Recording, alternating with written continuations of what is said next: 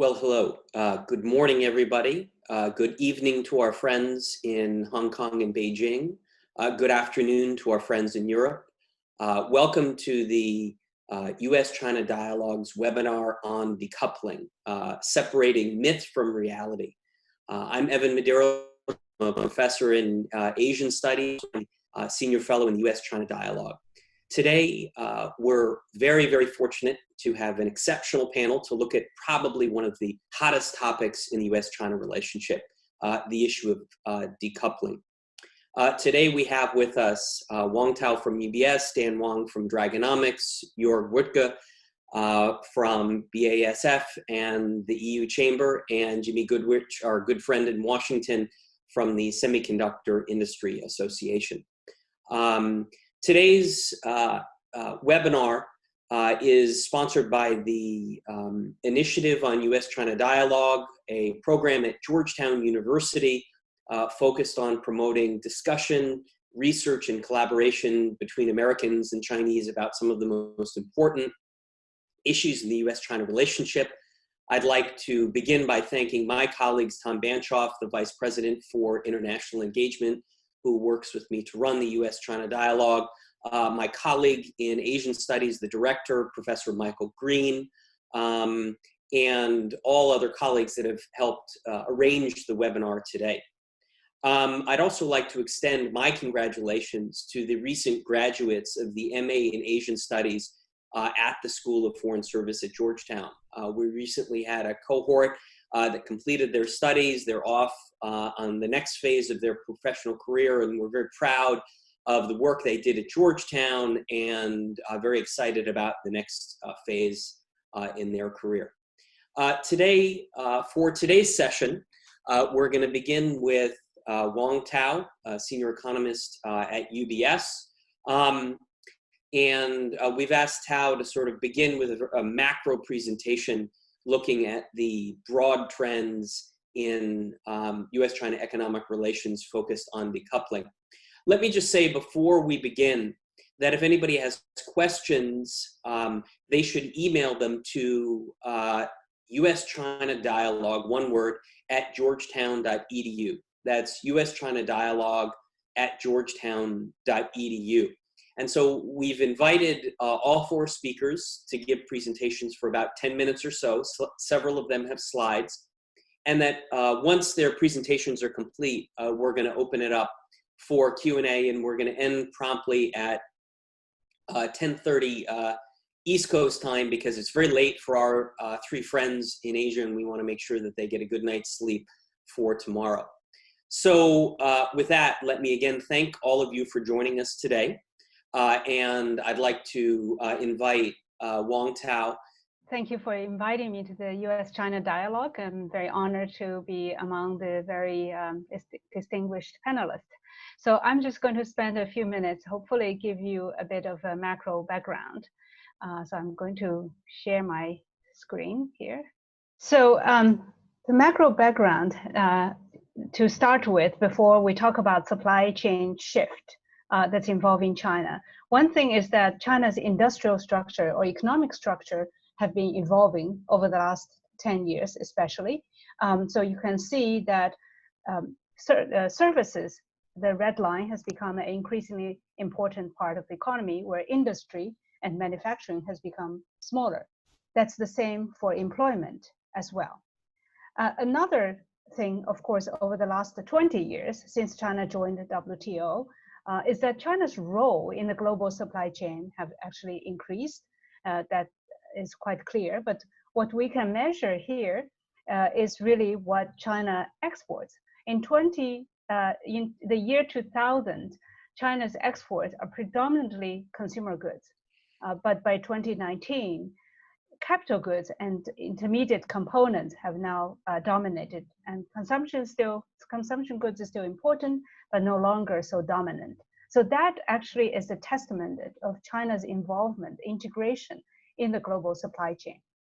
Even so, at the same time, manufacturing employment as a share and also in total numbers of China's employment has declined in the last 8 years or so.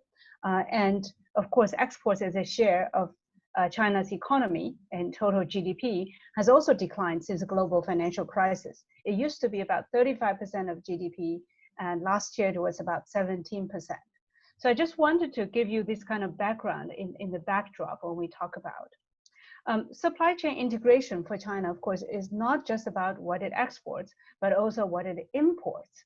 So from the import structure of the pie chart, you can see that China imports very little consumer products, the light manufacturing products, but imports a lot of commodities, but also intermediate goods and capital goods. These are the machinery and metals, electronics and chemicals and so on and so forth. And for a lot of the products that China imports, although the value may not be very high, but they are critical, and China's reliance on imports from developed markets, that is Europe and US and Japan, is very high, very heavy. So in some areas, 80–90% of those imports come from those economies. And in some other, for example, electronics, and I'm sure Jimmy will talk about, it's an indirect reliance, meaning that China may import from Taiwan and Korea, but those economies import a lot of things from developed economies. The final background I wanted to mention before I share with you some of our survey data is that when people talk about supply chain shift in China, they tend to talk about foreign companies that may not be coming to China anymore and what's going to happen to China's growth, or that foreign companies are going to pack up and leave. So that I think is a little bit misleading in the picture of the supply chain shifts, because the FDI inflow into China actually has been declining as a share and also in absolute amount in the last few years. So as a share of GDP, it's only about 1 to 2% in the last few years. Even in manufacturing sector, as a share of total fixed asset investment is not that big. Of course, in some areas, for example, in the communication, computer, electronic equipment as a share, it is important. But of course, FDI for China, although it's not very important as a means of investment, as a source of financing for capital investment, it is important for technology and know-how, best practice, and so on and so forth. So that's beside that. So basically, I gave you a background of China's economy the structure has been evolving, that manufacturing and exports has become a smaller share of FDI is not that important in terms of inflows of funding for China. What is more important is perhaps what are companies currently operating in China likely to do.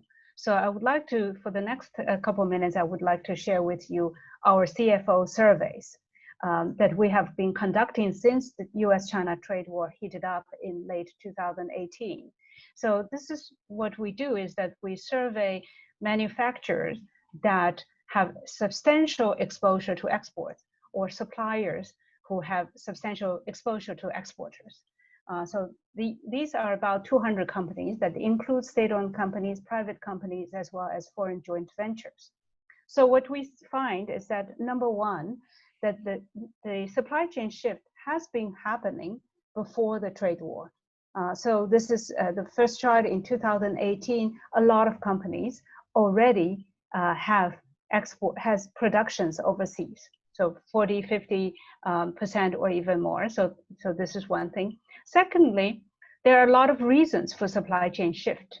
And so lower risk to trade war or tariff is definitely an important factor, but other factors have long preceded these factors. For example, they're seeking lower environmental costs, lower labor costs, lower land costs, and also easier access to supply chain and so on. These are the some of the key reasons for the moving out. But of course, the U.S.-China trade friction definitely led to increased desire to move. We have surveyed a number of times. Each time, the number of companies said they have been hurt. So remember, these are manufacturers, exporters. These companies that's been hurt by U.S.-China trade war has been, 80% or so, 80% of these companies. And the intention of moving out has definitely increased compared to end of 2018. So in the last year, the intention has increased.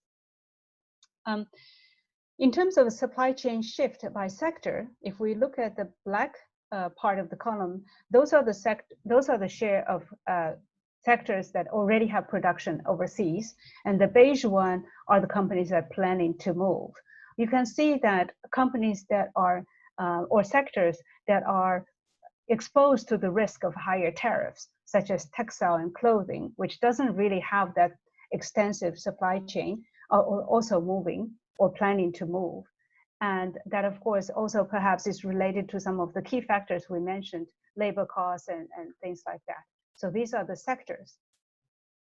So the other finding is, where do companies want to move? One of the key debate or hypothesis in the US is we want to decouple from China so that companies will come back to the US.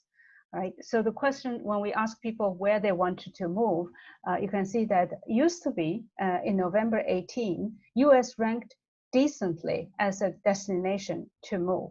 But as trade war progressed, I think the intention or the willingness to move to the US actually declined.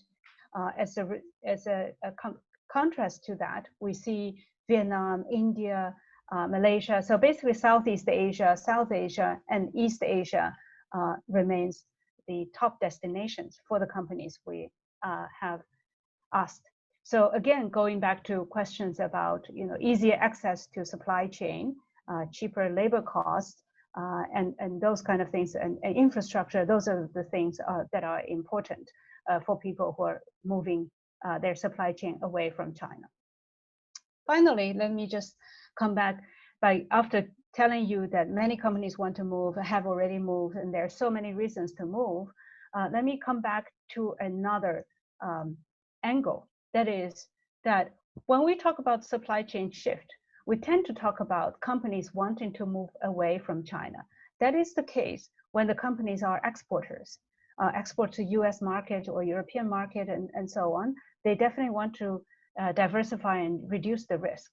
But the other important thing is that in that supply chain, China is also a very important market.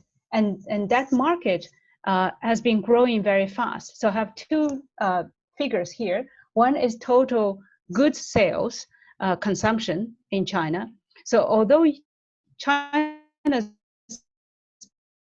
market is still less than half of the US size, but the increment over the last 10 years are slightly bigger than what we have seen in the US. So in other words, this is a large market that is expanding very fast. And over the next 10 to 15 years, that expansion, that increment will even be bigger. The other is an example on the auto side. Automobile sales, car sales in China used to be a fraction of the US level, and now it's more than twice as large as US. So given the market size in China, some of the supply chain shift will be coming to China as well, not just moving out. So I'll stop here with my background and macro side. Thank you. Tao, thank you very much. That was excellent. Let me just ask as a quick follow-up to the last slide. So how would you answer this question? How much of decoupling is moving out of China versus like completely out of China versus how much is diversification? In other words, should we be talking about this phenomena as one of diversification from China or outright decoupling? So I didn't show one chart, which I had was asking people how much of their production capacity they want to move. And on average, it's about 30 to 40%. So it seems it's more of a diversification. So 30 to 40%, of course, is significant, but these are exporters. So to move part of their production, 30, 40% is really a diversification. The amount of companies that say they will move more than 50% is very small. So it's not a total decoupling. Got it. Got it. Great. Well, Tal, thank you very much. I think one of the questions we'll want to come to in the Q&A when we come back to is this issue of how much has COVID and the disruptions caused by COVID accelerated the pressures toward decoupling or diversification. That's been a very active part in the debate in the United States. So with that, I'd like to turn to Dan Wang from Gavekal Dragonomics, who's done some very interesting macro work, not only about how Chinese companies are behaving, but also how the Chinese government is reacting to pressures towards diversification and decoupling. So with that, let me turn it over to you, Dan. Well, thank you very much, Evan, and thanks very much for inviting me to this panel. You've asked me to talk a little bit about how much supply chains have actually moved away from China over the last few years, and I'll show a little bit of what I think is pretty good anecdata that follows Wang Tao's presentation a little bit. I'll talk a bit about what companies tell me as good reasons to produce in China, and then I'll talk a little bit more about basically what the government is doing to really try to maintain its very central position in global supply chains. So I have some slides, but as a prelude, to how much decoupling, supply chain relocation there actually has been, I think I'll talk a little bit to say that basically the short answer, if you take a look at recent data, is not so much. It is pretty difficult to tell in the data to see very substantial decoupling, very substantial supply chain movements away from China. In fact, you see that basically, China is still a pretty good place to produce, and it has held on its position fairly well. Now, I think that it's worth mentioning that basically when we talk to manufacturers, many people would tell us that China is still the best place in the world to manufacture. It has a very large pool of very good labor, labor that has been trained to produce very many different types of goods. You have highly credible policy support. You have pretty good infrastructure here. And then basically, this is also where the supply chains are. This is where the dense ecosystems of producer networks and supplier networks are. So it is pretty difficult to move away from these different places. Now, I spent quite a bit of time trying to visit Taiwanese manufacturers. These are the big contract manufacturers that employ substantial numbers of people, especially in the electronics industry. There are basically 6 large contract manufacturers. The largest one and best known one is Foxconn. Basically, they are, they generally have still very good things to say about China for all of these reasons that I identified. And it's also, they would also tell me something like, yes, our workers in Southeast Asia make around half of the level of the wages of our workers in China, but they also have, why should we have to spend quite a bit of capital costs to basically replicate the amount of productivity that we get in China? All right, so with that as a prelude, why don't I begin sharing my slides. Now, the question we have before us is whether there will be, much more supply chain relocation abroad. Now, I think you can see from this data series, China's share of exports, of all exports, as well as all manufactured goods, has been rising since the 90s, and then it seems to have peaked in 2015. Now, 2015 is before President Trump was elected. And I think just to further illustrate Tao's point, basically there has been this longer term issue of rising real costs in China. There's also these other environmental issues. And so basically, it's a question of how much this has kept rising, and if it can continue rising. Now, I think it is probably a safe call to say that both of these lines have peaked, that basically China is not going to be rising as a share of overall exports as well as for manufactured goods exports, that really there was a peak in 2015, that this is not going to turn positive once again. I think that's going to be because, especially after the COVID outbreak, there is quite a lot more political pressure on the one hand from different governments to reshore a lot of their production, as well as basically more business considerations to cultivate diverse supply bases. But I think that process is still going to be a fairly gradual one, that we're not going to see basically the slope of this curve fall as quickly as the rise. And to think through about that, I'll take a look at a few more particular sectors. So where should we expect quite a lot of supply chains, quite a lot of production to leave China? Well, I think one pretty good candidate is something like light industry goods. So light industry goods include things like apparel, includes things like furniture, includes quite a lot of consumer goods that are generally labor intensive and not so R&D intensive. So basically, these are the sort of things where you think of, fairly not super complicated products that require quite a lot of labor. And you can see from this, the red line in this chart, that basically China's exports of light industry goods has not really fallen very significantly. It had it had a peak in 2015. It had a kind of a fall through 2017. And then it's come back, kind of back up again. So even in labor-intensive light industry goods, we're not seeing really substantial supply chain movement. Now, I'm sure the story can be a little bit more complex than this, but if you just take a look at this chart, I think as a first cut, the interpretation can be something like, a lot of the supply chain in China is remaining in place, but the marginal dollar is not necessarily being invested in China. It might be going to some places like Vietnam, Mexico, all these countries that Tao shared. But basically, China is still basically holding on to these pretty labor-intensive goods.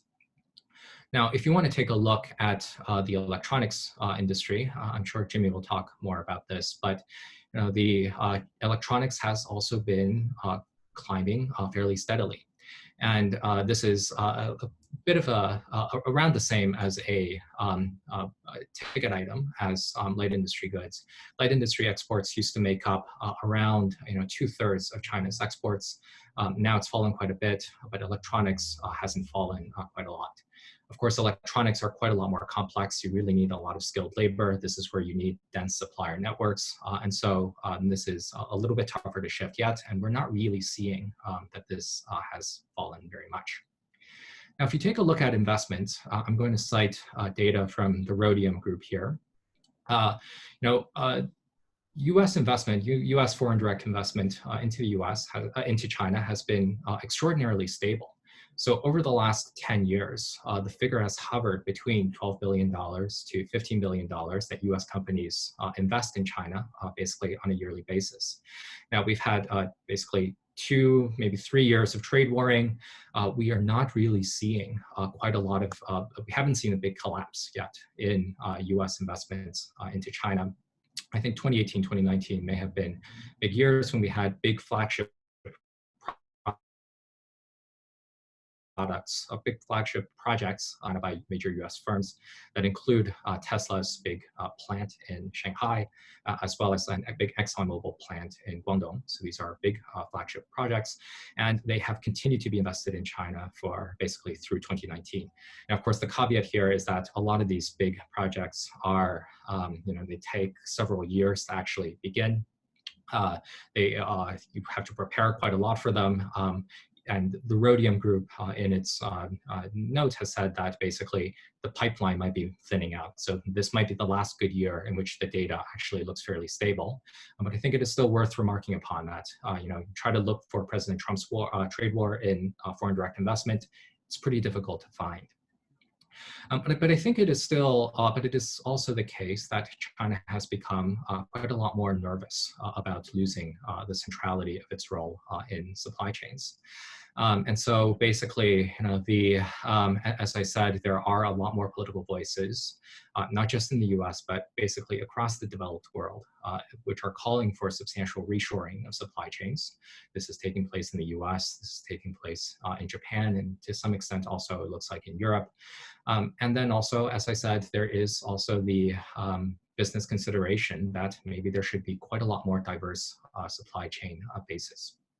Now, I think there are a few things to remark on this. I think, first of all, I think it is still a little bit difficult to say how much politicians can really bring about very substantial reshoring.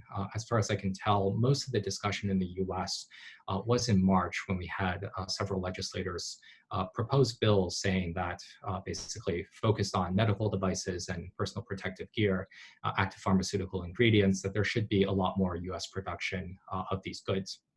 And I'm not sure if there are still quite so many, at least political voices calling for these things, but it is a risk out there that basically political forces become quite a lot stronger to basically forcibly uproot supply chains in China.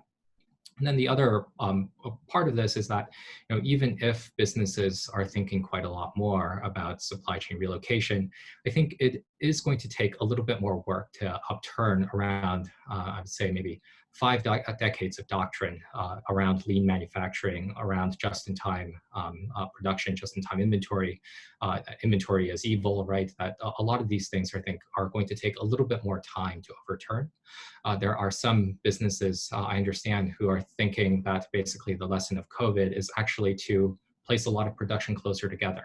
And if that is the main lesson that they draw, and a lot of the production is currently in China, then it is at least plausible to me that some firms actually don't do too much more, and then actually still invest a little bit more in China to basically centralize production. Now, I think it's also worth noting what Beijing's reaction has been.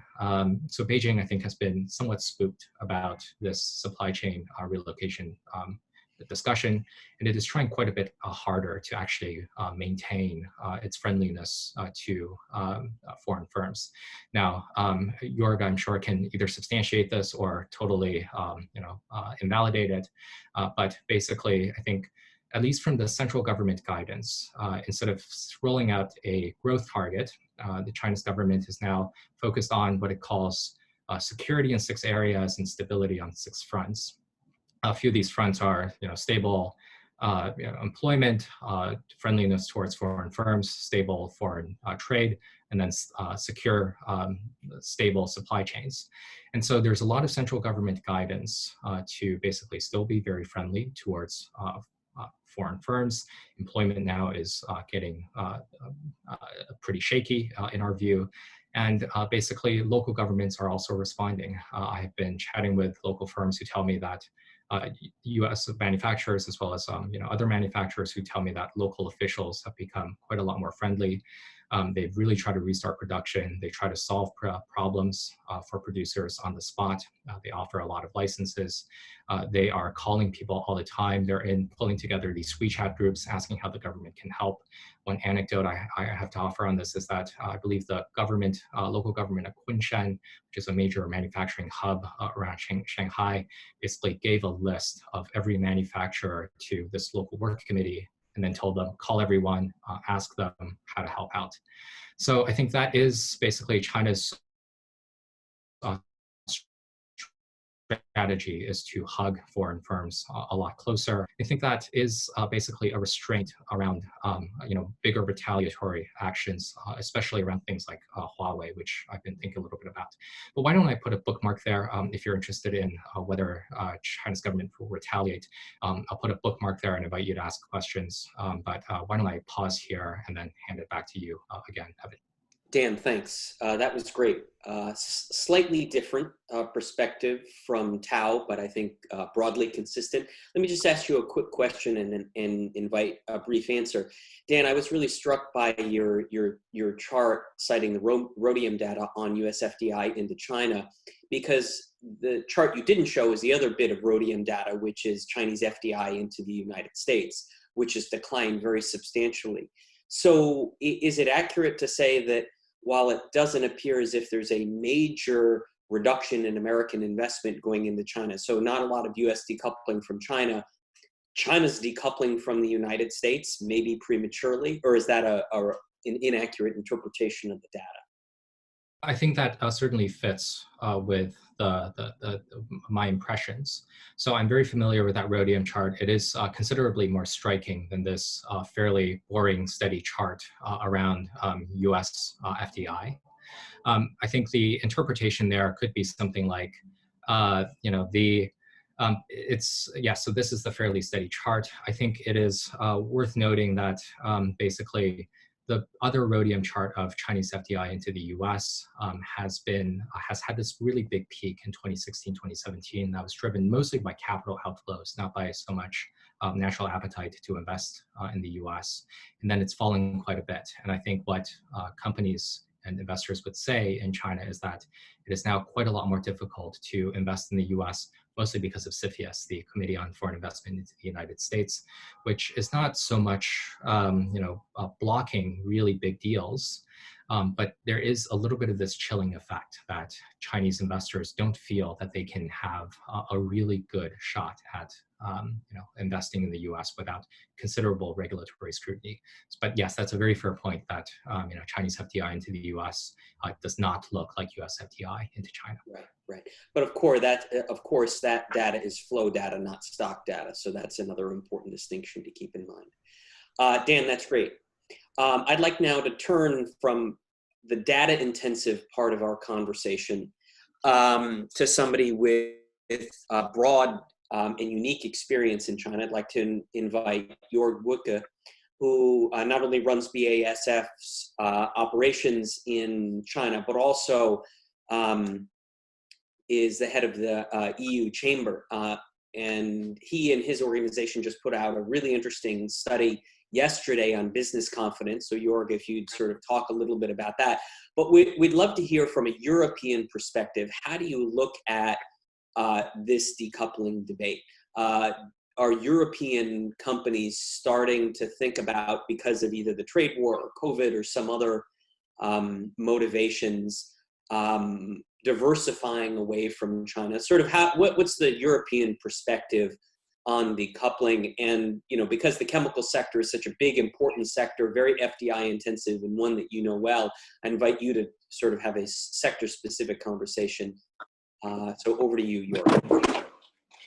Yeah, thank you very much for inviting me. This feels like a family gathering.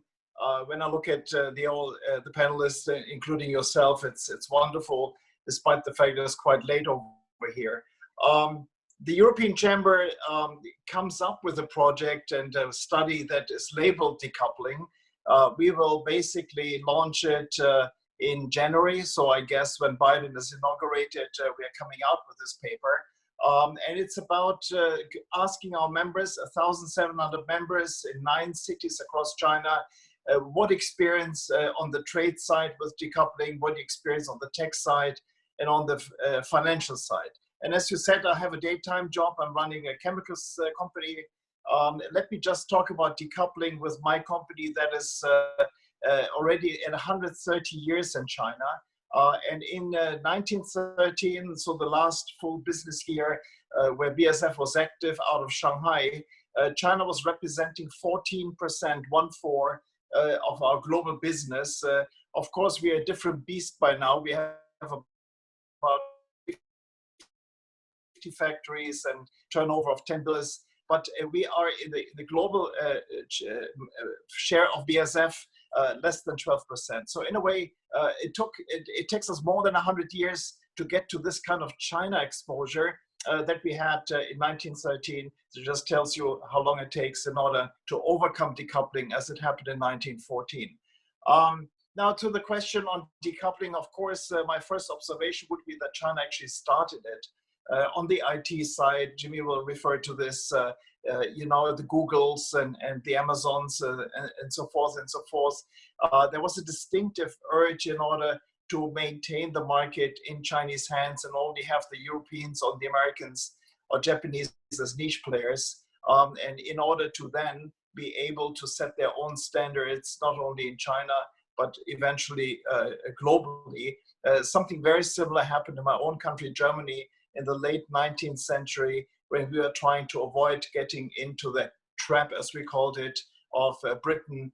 So there's a resemblance of Kaiser Wilhelm, the emperor of Germany in the late 19th century, and China in this stage. So then you have the US. That's really decoupling for us, unfortunately, too.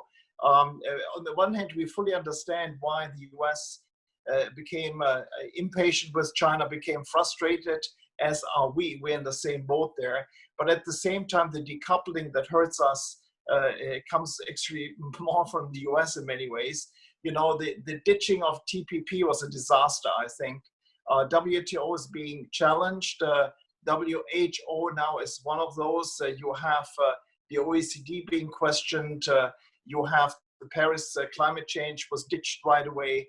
You have the tariffs on European goods, and of course, you have the labeling of our cars to be a security risk. So in a way, over the last 3 years, we have seen a massive decoupling of our old ally, the United States. And of course, that is really difficult for us to swallow. Now, Europe itself, our DNA is not decoupling, it's engaging. We are 27 member states by now. We just decoupled in a painful process from the Brits. Brexit, what a disaster it was. But our DNA is compromised. We don't like to decouple, we like to actually engage.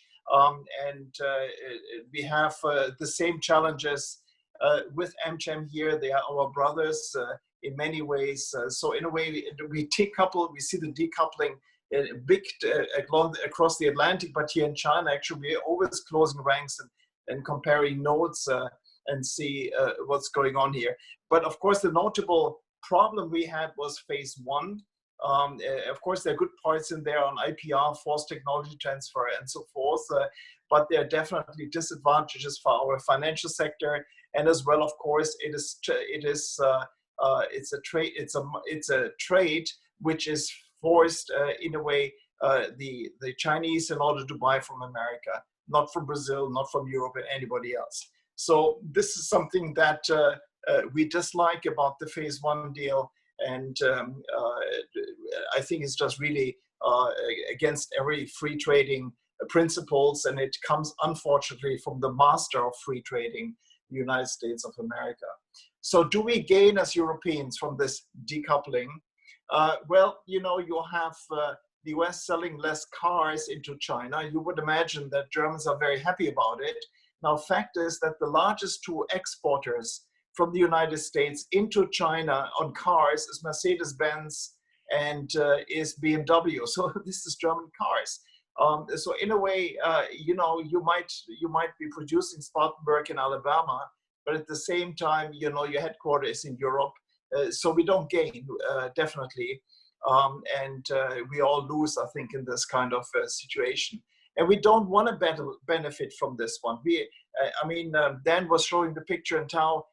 We see that the Chinese go the extra mile in order to keep investment in China, be it European, be it American, in order to actually make sure that we bring the technology and the jobs that they like. We don't, as Europeans, don't want to gain market share or anything from the leftovers of a battlefield. So China, Europe, do we decouple?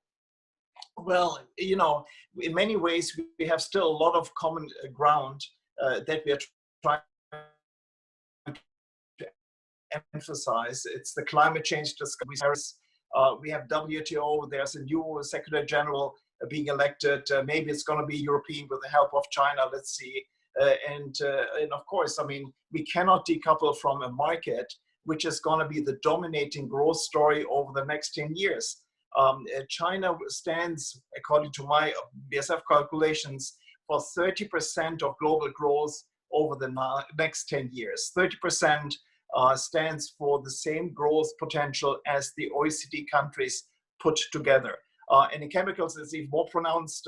60% of global growth in chemistry is going to be in China. So if you're decoupling, I wonder where you want to go. There is not this kind of market potential. So no, we can't really decouple when the market size is as pronounced and as good as it is.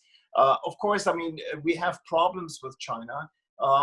This Belt and Road Initiative, where the Chamber published a paper in January, is quite annoying because it's spoken hub. It has no multilateral agenda behind it. Europeans don't like it, with the notable exceptions of the Italians that now find out that actually it gains very little. So Belt and Road is something where China wants to engage, but they engage on the principle of me big, you small. Then the second irritant is, of course, 17+1. China had the liberty in order to choose 12 European Union members and chipped in 5 Southeast Asian that are not part of the European Union. You know, Angela Merkel, who had a phone call just an hour ago with Prime Minister Li Keqiang reminds the Chinese leadership always, we have a one China policy. It would be really cool if you would have a one euro policy, but we fall on deaf ears there. So in a way, we want to engage. We have, again, topics where we engage. We are still in the investment agreement discussions. That is very important for European companies here. We are around 28. We have spent, the negotiators spent 8 years on this one. And we were supposed to finish this in September with a big feast in Leipzig in September 13th. Merkel wanted this because she has the presidency of the European Union on the second half of this year, and it was just postponed. The obvious was, of course, it's Corona related, but frankly, the investment negotiations are not doing well. And I guess we gained some time in order to see if China really wants it or not. And as I said to President Macron a while ago, we don't need this agreement under all circumstances. Substance is for us more important than speed. And Europe has shown that in a time when China and Europe sit together in 28 rounds trying to figure out something in a very small, narrowly defined investment agreement, Europe concluded a free trade agreement with Japan, Korea, Singapore, Vietnam, Mercosur, as well as Canada. So it shows that Europe can get things done, and to the benefit of these countries, of course, our own European Union as well. So in a way, free trade agreements, of course, are a totally different beast. They're much wider. And we always tell the Chinese now, listen, who can compromise? Who can sort of move forward? And here we are sitting in front of SOE problems and subsidies, which keeps us away from the signing of the investment agreement. So the question also I get in this decoupling story is, who's Europe going to choose? Why? And my question is back is, why should we choose? We are the largest economy, if you include still the Brits. We are the standard setter in the world. We have 500 million people. We are definitely not Mali. So in a way, we are a big body that can actually stand up. Sure, we are not big in security, but we are an economic powerhouse. Why should we choose in the economic field? I think there's a real shift in Brussels, Berlin, and Paris in particular that says we have to be more assertive. The age of naivety is over. We have to actually look more after our interests. The investment screening, the kind of Cfo light, I would call it, is a telling story. But to end all of this, to me, who has been growing up with a father who worked for NATO, and my neighbors were all Americans as a kid, it is very, very difficult to see how we are decoupling as Germans or Europeans to some extent from the United States.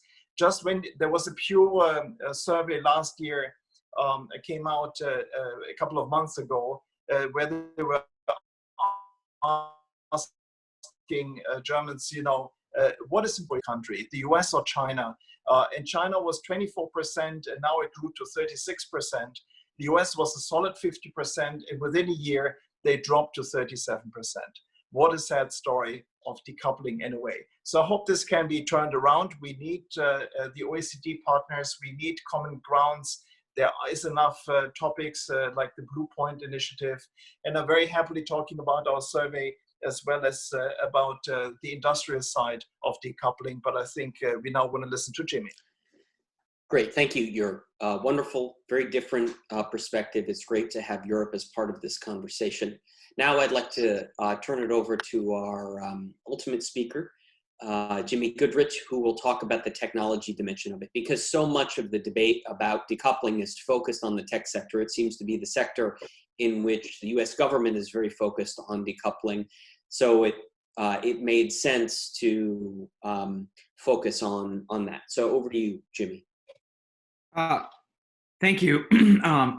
Again, it's a pleasure to be here this morning and this evening with all of my fellow distinguished panelists. It's definitely a group of friends and mutual experts. So again, very happy to be here. So I'm going to talk a little bit from a sector-specific view, much like Jörg just did about chemicals, but focus on semiconductors. I'm going to pick up a little bit where Wang Tao left off in terms of the story of China's supply chains, in that China today, while it wants to move up the value chain, very much in the electronic space, is still the destination for final assembly. And so what does that mean for a lot of the intermediate goods like semiconductors? Wang Tao mentioned that China is actually still importing the vast majority of its semiconductors from the United States, Japan, Korea, Taiwan, Europe, Singapore, other countries. And so what's at stake for decoupling? I think what I'm going to talk about is supply chain decoupling in the semiconductor space versus market decoupling are actually two very different terms. And I think the likelihood for supply chain decoupling is actually very different than what's happening on the market front. On the one hand, I'll talk a little bit how China's own policies, Made in China 2025, its own industrial funds and subsidies are very much designed at boosting self-sufficiency internally in China. While on the other hand, you have restrictive trade policies from the United States, whether it's export controls, tariffs, and others, that are making it far more difficult for U.S. companies in particular to sell into China. So you've got sort of a supply chain force moving in Beijing, and then you have a market decoupling force as a result of some of these regulations happening outside from the United States. And so what are the implications for that? I'm going to talk a little bit, share a little bit of data. And then finally, the hot topic of the day is certainly whether or not onshoring in the United States will happen. And it just so happens yesterday there was a significant bill introduced by the U.S. Congress to try and achieve that goal. I'm going to talk a little bit about how we think about that. So just to think just at a higher level about the semiconductor and the chip supply chain, it's helpful to step back and realize that the microchips, the fabrication, the design process is highly segmented and highly globally diversified.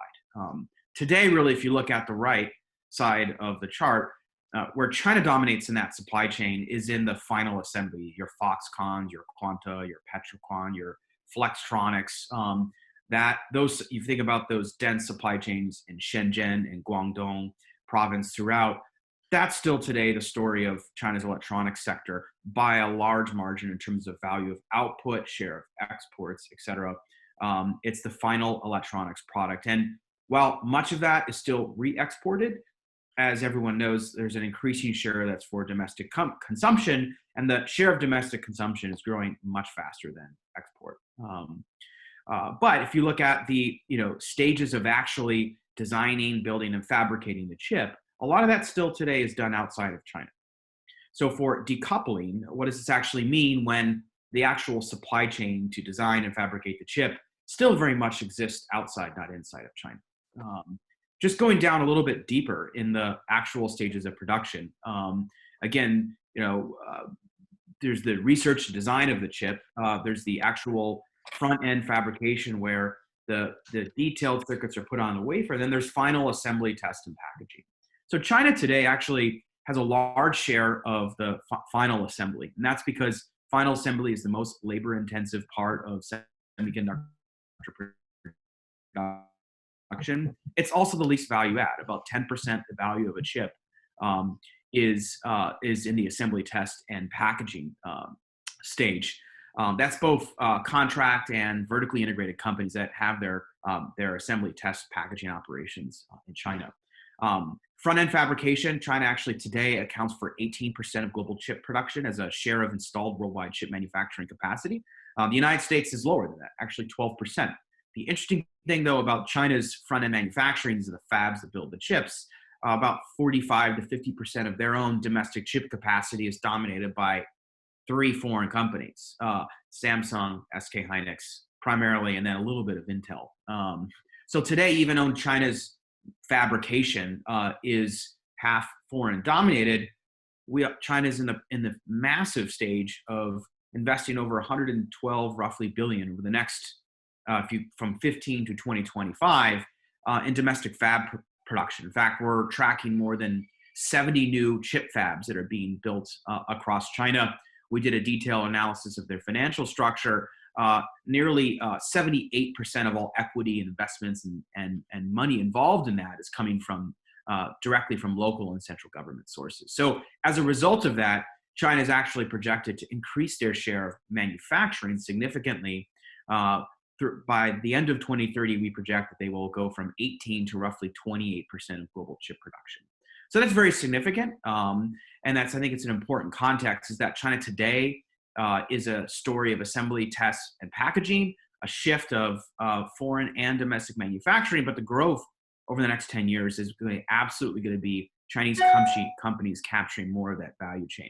In terms of R&D and chip design, still very much a U.S. dominated industry. U.S. companies have about 50% of the global chip sales market. China has about 5%. So China really stronger on the manufacturing and more specifically on the lower end of the supply chain in terms of assembly test. And all the kind of various high value add inputs into these different processes, your advanced IP, chip design software, all the machine tools, also heavily dominated by non-Chinese companies and made or designed overseas. And I've got some more data on that later. So just thinking about the chip supply chain, then again, trying to visualize this in a different dimension here with a bit of a crude map, the various different stages of production. So if you look at the red box showing what's still primarily in China, again, that's the final assembly of the product. By the time a chip goes into final assembly, it may have crossed 7 or 8 different countries, gone through 6, 7 different types of outsourced or different global manufacturing facilities of one company. So it's still very much a global supply chain. And I think the takeaway is that whether it's the United States or China, no one country could possibly dominate this entire value chain. It's hundreds of billions of dollars in sunk capital expenditures that are just very much like a nuclear power plant, very hard to just pick up and move. And so this global supply chain is going to continue for a long time, but we are seeing some trends, and I'll talk about that later, regarding diversification. So where exactly do U.S. companies fit with China, and what is the U.S. semiconductor industry's exposure to the China market? By and large, our largest exposure is to Chinese companies and to the final assembly into China. And that's represented here on the left. U.S. companies derive roughly 37%, 36.5% of their total global revenue from China. That's a huge number, and it's growing rapidly. I don't have the figures here, but roughly 47% of that 36% number are foreign companies in China, your Apples, your Dells, other companies. So it's a mix of both foreign and domestic, but the domestic OEM or Oppo, Vivo, Xiaomi, Huawei, ZTE, Inspur are growing at a compound annual growth that's roughly 4 to 5 times faster than their foreign competitors. So the growth story, to echo Jorg, is absolutely in China. So for U.S. chip companies, their exposure is largely on the sales to China, but being built in China is much lower. U.S. companies that do manufacture are vertically integrated chip companies and foundries. Today, all the production that happens in China, both by vertically integrated companies and by foundry production that's in China, represents only 3.8% of U.S. chip production today. And that's for a number of different reasons, but mostly that semiconductor front-end fabrication is highly IP intensive. It requires also access to very high skilled labor that still China does not have. Most of the engineers are PhDs that are running some of the critical processes inside semiconductor factories. And so because of that, most of the production is in advanced industrial economies like Singapore, Taiwan, Israel, Ireland, Japan, South Korea. Those are the countries today that are dominating a lot of the high-end chip production. We do, again, here showing just the role that China has in assembly test. This is just showing outsourced assembly tests, not in-sourced assembly tests, but it's fairly representative. Much higher percent of that later end of assembly happens. Again, that's because it's the close proximity to, and they're often located next to a Foxconn or other type of facility. So all you have to do is drive the truck an hour down the Yangtze River area or Guangzhou to another city in the Pearl River Delta, and you're right at your final destination in terms of your customer. So again, that's the story today of U.S. semiconductor exposure to China. And certainly these numbers are all projected to shift and change over time as China's industrial policy and the geopolitical tensions continue to develop. On that front, just thinking a little bit more here about where U.S. versus Chinese companies dominate the value chain. You see here a general story where U.S. companies dominate the higher end of software, chip design, manufacturing, equipment. We're much more reliant on Asia when it comes to the contract chip manufacturing supply chain. And then China, again, across the board, a little bit very weak in these areas. So I just have two slides left here. One, export control is the topic of the day that is dominating whether or not U.S. and China are decoupling. I encourage you all to look at a study the Boston Consulting Group did in partnership with the SIA, projecting exactly if there was total decoupling between the U.S. and China in the semiconductor space. Again, not necessarily a chip production supply chain, but sales decoupling, whether we could not sell to the China market. The damage to the United States would be significant. In fact, in a total decoupling scenario, China would be projected to be the largest winner because they would be forced to become self-sufficient and would develop a lot of the capabilities today they do not have. Certainly, it would take a long time. That's a long-term 10-year projection.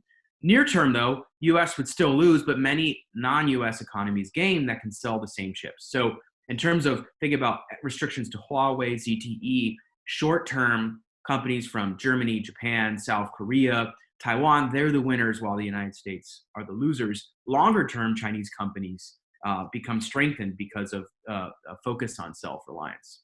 Just one last slide. I just added this morning, actually, because I think it's very timely. Will onshoring happen in the semiconductor space? As I mentioned, it's really not a leave China discussion. In fact, most global semiconductor production, as I mentioned, is not in China, it's in other countries.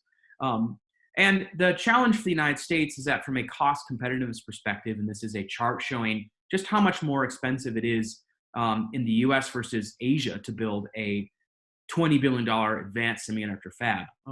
It's roughly about a 30% cost difference, and the majority of that cost difference, 30%, 34% of that is in incentives and grants. The reality is that today and in the past, semiconductor fab building really has never been a free market. In fact, if anyone's ever participated in siting and capital raising and government negotiations for fab construction, incentives and grants are always involved. And particularly in Asia and parts of Europe, they're extremely generous. Countries like Germany, Singapore, Taiwan offer grants and incentives that can total up to 30 or 40% of the entire net operating costs of a facility. And that is very significant. United States, best case, this is representing the state of New York, that might be about 12%. On average, though, it's about 5%. So if the United States is looking to have more advanced semiconductor production onshore here, and there is actually a group of lawmakers that introduced a bill yesterday to do that, it really has to address the issue of incentives and grants because, again, for a company looking to site in the United States, they're going to compare the cost difference, and right now the U.S. is just not competitive. So I just want to, the structure of decoupling differs between the actual chip production supply chain and the sales of a chip to China. The risk right now is far greater on the sales to China due to export controls. And because of the actually more limited exposure to chip production in China, there's actually an interesting argument to make that the U.S. could be more competitive when it comes to advanced industrialized economies like Singapore, Israel, and Ireland. And a recent bill just introduced yesterday by Senator Cornyn, I think, would likely go a long way to addressing that. So, Evan, thank you again very much. I know I went a little bit over, but happy to answer more questions during the discussion. Thank you. Great. Thank you, Jimmy. Wonderful presentation. Great slides. So it's 10 o'clock now. That gives us about 30 minutes for Q&A, which is great. I've got a long list of questions that I'm going to dig into. Just a reminder that if you have questions, please email them to U.S China Dialogue, one word, at georgetown.edu. And a reminder that since today's discussion is focused on economic decoupling or diversification, that we're going to put aside the sort of broader geopolitical questions. We've got a bunch of questions about China-Taiwan relations and Hong Kong, and as important as those are, you know, they're not really related to the core issue that we're focused on today. So if you have a question about decoupling, please send it to the email address I indicated. So the first, we have several different questions that basically can be summarized as this. What has been the impact of COVID and the broader global pandemic, both on U.S. China decoupling and also questions of supply chain diversification globally? So who would like to take that question on? Anybody? Well, why don't we start with Tao and maybe ask Jörg to weigh in from a European perspective. So Tao? Yes, on the COVID impact, I think certainly it has disrupted the supply chain and started with Korean car makers suspending some of the production in February because they couldn't get the parts and components. And then later, I think China started to worry about not getting the parts and components, and also, according to Jörg, not getting the necessary expertise in human bodies to China, and so there's some potential of that. But in terms of people actually moving because of COVID, despite the talks of supply chain security, what we see is that from our survey, for example, we did the survey in April, in the middle of this COVID-19, actually compared to September of last year, the share of companies that they plan to move has stayed largely the same, and if anything, slightly lower. So this certainly has not increased their desire. And then economically, I suspect that even if various governments are giving incentives for companies to move, in the short term, the companies are hit with revenue losses and order losses, and nobody's in the mood to engage in, making new investment and moving somewhere else. I think they probably would take a wait and see attitude. Jörg? Well, Tao nearly stole my line. I mean, just imagine what we are going through. It's companies that are facing a demand shock, companies that are facing a recession globally, major unemployment. So in a way, we're trying to survive and trying to hang in there. Yesterday's report that you mentioned, actually the label for it is navigating in the dark. And when you're in the dark, the last thing you do is you invest really heavily. I mean, like in my company, this $10 billion project in Guangdong, of course, we stick to it. We believe in the long-term story, but anything else is cost cutting and trying to hang in there. So you have to also imagine that decoupling, diversification means bringing more complexity to an organization. You go to a new country, new site, and complexity always means more cost. And again, in a time when there's recession, are the markets, are the consumers willing to pay more for products is rather unlikely, and more they want to pay less. So I rather actually see not a decoupling and diversification story, but rather a consolidation story of companies, less companies around that actually are going to survive this onslaught. So enough diversification, and it will happen in areas that are being defined as security relevant, not just military. In Europe, there's a strong discussion about pharmaceuticals, medical equipment. The learning is we have to have this closer to home. There it will definitely happen, but it's going to get an interesting discussion going. Are the insurance companies really willing to pay for this move? Great, interesting. Dan or Jimmy, did you want to come in on this question at all of COVID? Yeah, I would just add that we're absolutely seeing that as a factor here, particularly in the geopolitical environment. I think one of the, 6 months ago, a discussion by U.S. lawmakers to introduce $22 billion in onshoring incentives would have never happened if it weren't for COVID-19. I think what we're seeing in particular, due to the fragile nature of the U.S.-China relationship, this broader discussion of, quote, great power competition, COVID-19 has just highlighted for many in the national security space the concern for essential things like medical devices, that there needs to be production closer to home. And I think we're seeing that with the direct focus by the Trump administration on semiconductors. And case in point, the U.S. administration enticed Taiwan Semiconductor Manufacturing Corporation, TSMC, to locate one of their advanced fabs in the state of Arizona. And that's very much I think the dynamics of COVID-19 influence that. Also, dynamics relating to, of course, China and Taiwan. But So we're Jimmy, seeing that heavily influence the it's not that political COVID environment. created a vulnerability for American semiconductor contract manufacturers in China, but that COVID sort of shaped the debate in America that led to some of the policy moves you're talking about. That's right. And essentially, the spotlight was shown on those vulnerabilities that have existed for a very long time.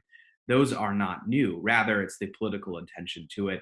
And policymakers are saying, well, in various different crises, whether they're man-made or natural, there are certain things that the U.S. needs to have access to onshore. And semiconductors are certainly on the short list right next to medical devices. Right. And so let's talk about TSMC for a second, since we've got you, and that's a pretty hot topic. Do you see TSMC's decision to build this fab, presumably in Arizona, is that an example of decoupling, or is it something different? I think it's something different. I think we have to remember that roughly 80% of the global contract chip manufacturing that TSMC does happens in Asia. TSMC announcing an intent to build a fab here, a 5-nanometer advanced logic foundry, something the United States does not have on a contract basis. Actually, Intel's technology is roughly comparable, but they currently build today for themselves, not for others. So it's seen as a bit of a vulnerability that U.S. does not have access to onshore production for many chips that go into military systems like the F-35 are actually made in Taiwan. TSMC is a great company. It's highly trusted. But I think there's a sense that having more of that production here is more of a diversification as opposed to decoupling. And is TSMC, Jimmy, going to produce less for the Chinese market now? Well, that may not be a question they themselves are going to define. It's largely going to be defined by the U.S. government. They recently enacted a new export control rule called the Foreign Direct Product Rule, which is designed at limiting, in particular, Huawei's access to foundries like TSMC. And so they very much are caught in the middle here between Washington and Beijing and have to balance many different sides. And I think they're trying to do that here. And Jimmy, how much of TSMC's chip production for Huawei is for 5G versus consumer? And is it possible that the administration might just give TSMC licenses for, the non-sensitive chip exports to Huawei? Well, we don't yet know what the actual licensing policy is going to be. I remember about a year ago, the administration approved a number of licenses for American chip companies to sell to Huawei, even though Huawei was on the, quote, entity list. And most of those chips were for smartphones, consumer electronics, but a lot of the applications that were not approved related to Huawei's 5G infrastructure business, their base station. So if a similar trend applies, possibly we could see the Commerce Department maybe approve some of those licenses on the commercial handset side. And that would be significant because handsets, by and large, represent overall the smartphone business for TSMC is about 49% of the revenue. Huawei is their second largest customer at 14%. So that is overall the massive business for any chip foundry is going to be smartphones. And base stations and 5G, while it gets the attention, smaller volume that runs at the factories. Right. Interesting.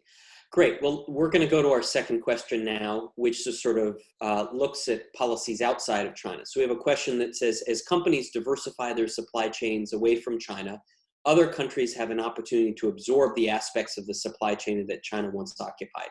What policies are countries pursuing to attract U.S. companies' investment, and what are the long-term implications of this new role in the supply chain domestically for recipient countries? So I'd like to bring Dan Wang into the conversation. Dan, could you maybe start out by talking a little bit more about what the Chinese government is doing to hug foreign investors? You sort of ended your presentation there.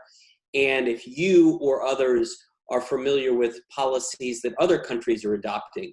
Tao, your research talked about Vietnam, Malaysia, maybe Indonesia. What are other countries doing to try and draw away investment as this decoupling debate evolves? So Dan, let's start with you, and then anybody else that wants to come in.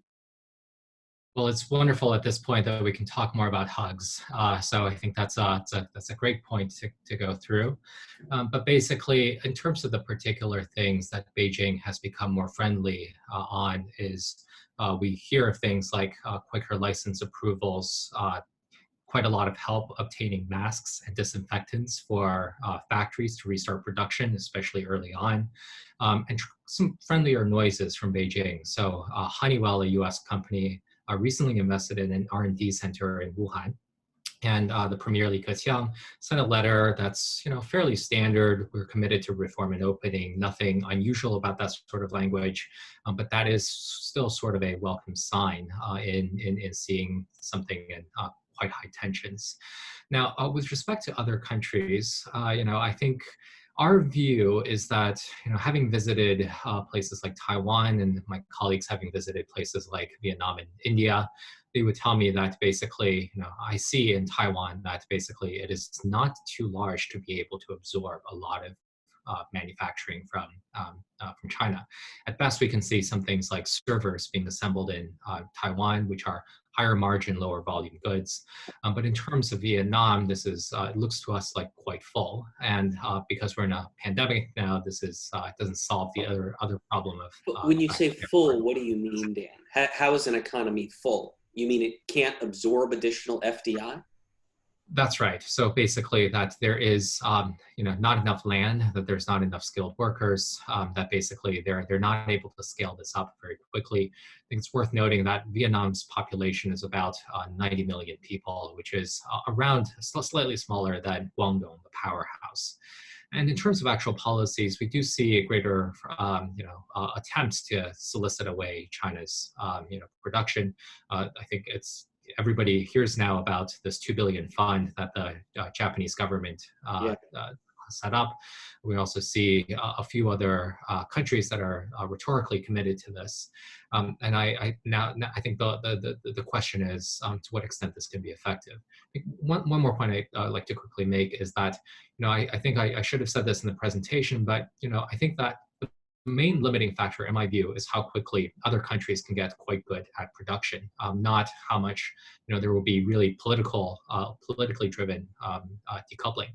If Vietnam and Mexico and India and Indonesia, pick your favorite country, can get quite good, I don't see why they cannot. Basically, Guangdong had rolling blackouts up to the mid-2000s. They hadn't quite solved their energy problem up until something like around 2005. And so if Guangdong can get good at this stuff, I think other countries, Vietnam, Mexico, Indonesia, India, again, other countries can get quite good, and that will drive quite a bit more production to leave. Interesting. So you think the dispositive factor is going to be more whether or not countries can create the right infrastructure, both policy and physical infrastructure, for FDI from China as opposed to the political incentives to move. That's interesting. Anybody else? Tao, did you want to come in on this? Just to echo that, I think countries indeed that have announced some incentives are Japan, U.S. In countries like India. I think in some sense it's a great potential for them, but can they pick up this, right? So it's theirs to lose to some extent. They're a big country with a lot of labor and so on. But in our survey of the CFO survey, which I didn't show those slides, when we ask people when they move out of China, what are their main concerns when they move to a new destination? So things like access to supply chain. So Jimmy talked about the cluster around the Pearl River Delta or Yangtze River Delta. So that's an issue. Other people moving along with them, and then also infrastructure, so electricity and so on, labor cost and corruption and stability of the exchange rate. Those things are all important. That's why I think, especially in the semi space or in the electronic space, more broadly, companies tend to have favored North Asia. So this is Japan, Korea, Taiwan, even though in some of these places, there's not a lot of capacity in terms of skilled labor and so on. Interesting. Okay, great. We've got a whole series of questions we just got on Europe. So Jorg, let me put you on the spot for a second. We have one question that said that asks that you claim that European companies are not keen to benefit from U.S.-China decoupling, but Chinese authorities could be tempted to give European companies preferential treatment to encourage them to stay, and also to show Americans that there's a price for the political push for decoupling. Basically, the question is, do you see any signs of this preferential treatment for Europeans, or do you anticipate that as U.S.-China tensions grow, both over both economic issues as well as security issues more broadly? Well, I'm still waiting for the fact that I'm getting particularly embraced because I happen to be non-American. This hasn't happened yet, and I don't see it coming because the fact is really that China wants to have high tech, wants to have investment, and they know exactly if they are needling and sort of causing pain to American investors in China, they might move out, and that's exactly what they want to prevent. They don't also want to fall into the trap that then, as Trump is saying, come home. They want to make it cozy and nice for American investors. Of course, at the same time, US exporters get hammered in their business into China, but the overlap of European business products with the US is not that big. And if it is big, it happens to be European cars that get hit by Chinese tariffs. So in a way, there is nothing like that. You know, I do a $10 billion project in Guangdong, as does ExxonMobil, and there is no preference. I see absolutely no love affair between us, and they get needled. But let me also say concerning this, are we diversifying and leaving? We just yesterday's survey shows that only 10% of our companies are leaving. And if you look at AmCham survey, it's equally low, it's 10%. Why is that? Well, some of our companies are leaving because they can't compete anymore. It's not that they find the Philippines or Vietnam more interesting, they simply are leaving also for the fact they go bankrupt. That's a very common denomination. I mean, what you cannot replicate and compensate with subsidies and whatnot is cluster behavior. If you go from here to the Philippines, you might have one copper producer, maybe 200 kilometers away from your factory. If you're here in China, there are 10, 12 different copper factories within 100 kilometers. You have low prices, you have competition. You're not at the mercy of one or two producers in Vietnam, Malaysia, or elsewhere. So people want to have choice, lower prices, and the infrastructure is just so good. In Cambodia, you have one highway going into Sihanoukville, it's 2 lanes, that's about it. It's the same with Vietnam. So in a way, I mean, if you want to attract investment out of China, you definitely underestimate the kind of interest we have in very good clusters. Interesting.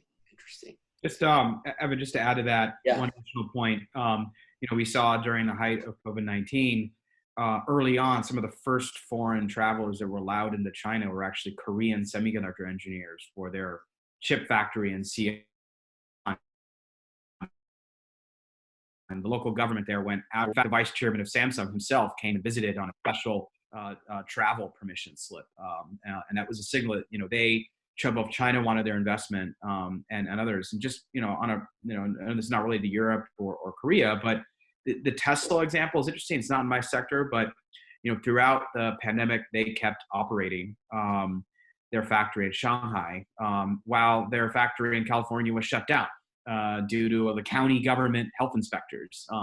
And Elon Musk was, you know, in a huge conflict with the state of California over this. And I think it showed particularly some of the contrast you had between a government willing to go out of their way to keep production going. In fact, even the chip factories at the height of the Wuhan outbreak were still running in Wuhan. Right.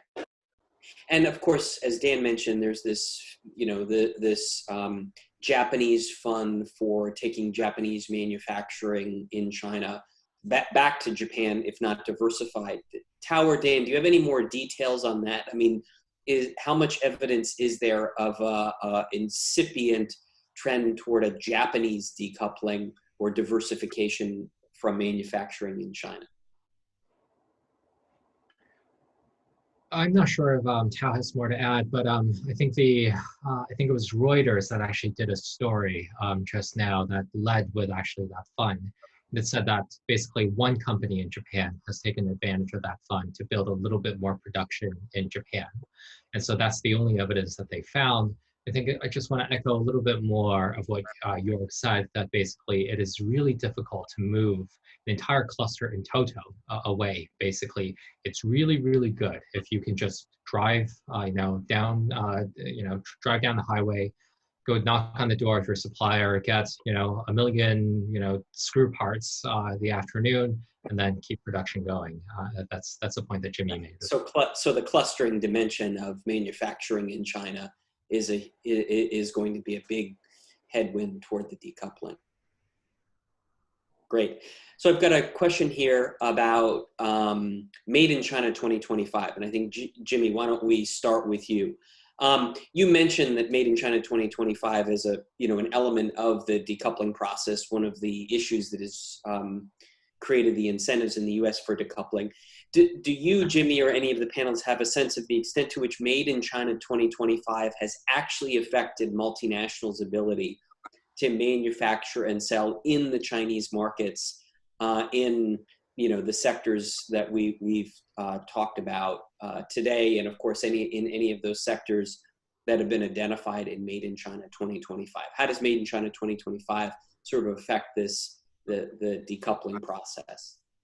It's a good question. I'd say overall right now for semiconductors, there is concern that may happen. We're not yet seeing that explicit market share gain by Chinese manufacturers and market share loss by foreign companies. And that's because investments in the semiconductor space take 5 to 7 years really to have a meaningful market impact. And so, for example, I mentioned 60 plus semiconductor factories being built across China. It takes about 24 months to build and then tool the factory, and then another 18 months probably to get your production up to high volume ramp. And then you need to be competitive from a technology perspective. So one of the areas where China is likely going to make significant strides is in memory chip production. Today, China accounts for less than 1% of the global chip market, but they could, by the end of the decade, be around 15%.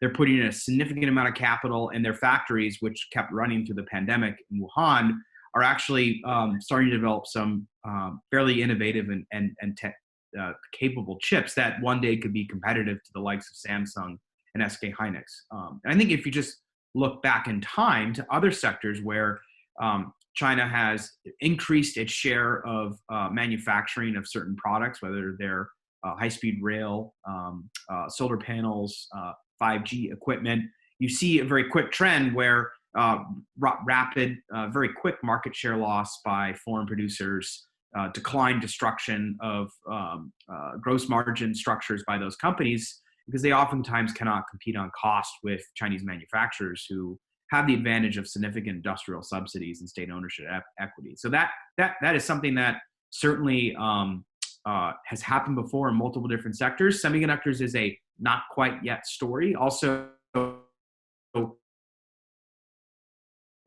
chips are not to see likely pockets of competition from Chinese companies by different types Jimmy, of chip you're saying segments. essentially the answer is not yet, but pretty likely that Made in China 2025 investments could eat into the market share of American companies. Yeah, I would say if you're in memory chip production, you better buckle up. It's going to be a tough competitive run for both them and Korean companies. But CPU chips, they still have a long way to go. Right. So it's, in that area, it's more like a 3-year gap probably, but the CPUs is probably more like 10, 12, much longer.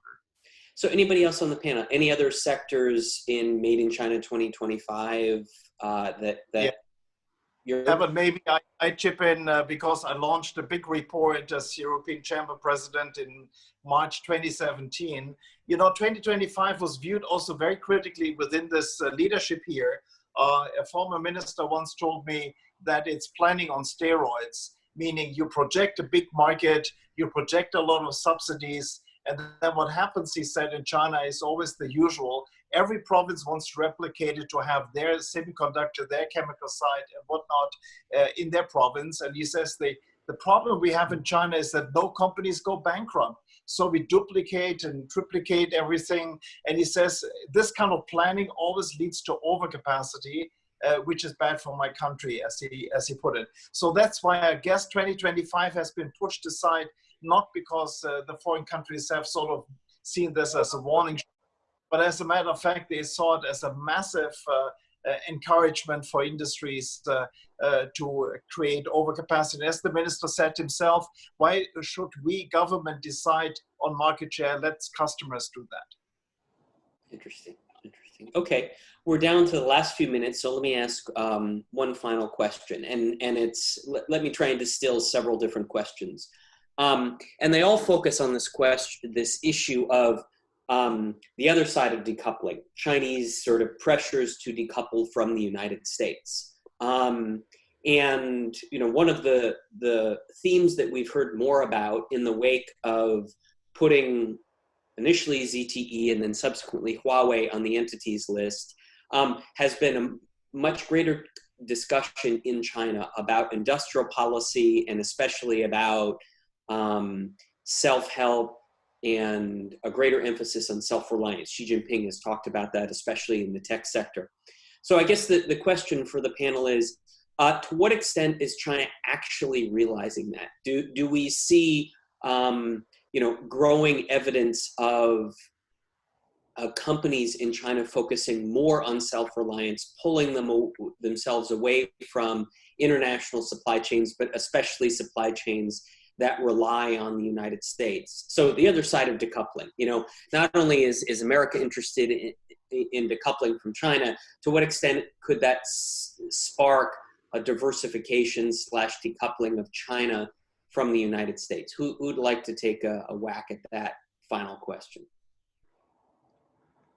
I'll take a quick whack. We'll start with Dan and then go to Tao. Huawei has been the chief whipping boy of a lot of this decoupling. There are firms that have taken apart Huawei phones, then saw that basically, it had substantial reliance on U.S. Chip components inside, and then in the latest phones rely on fewer U.S. companies. I think Skyworks and Qorvo are the main ones.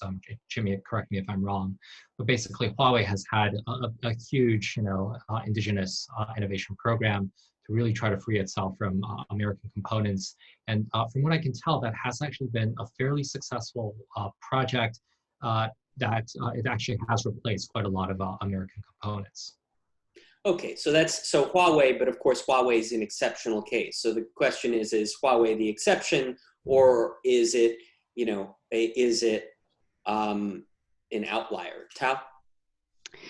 I would say that in the tech space, especially in the case of Huawei, their decoupling is forced. They realized they can no longer access the U.S. products, so they were forced to innovate. In many cases, as Ren Zhenfei says, if their U.S. suppliers continue to sell, they would still like to buy. And I think the reason is that because the U.S., Jimmy is the expert, still has the best product. So why spend a lot of money and innovate something that's second best when you can buy from the best, right? Only when you are forced to do that. And so in the long term, there's absolutely the emphasis on self-sufficiency, self-reliance in those sectors that China realized it may get affected.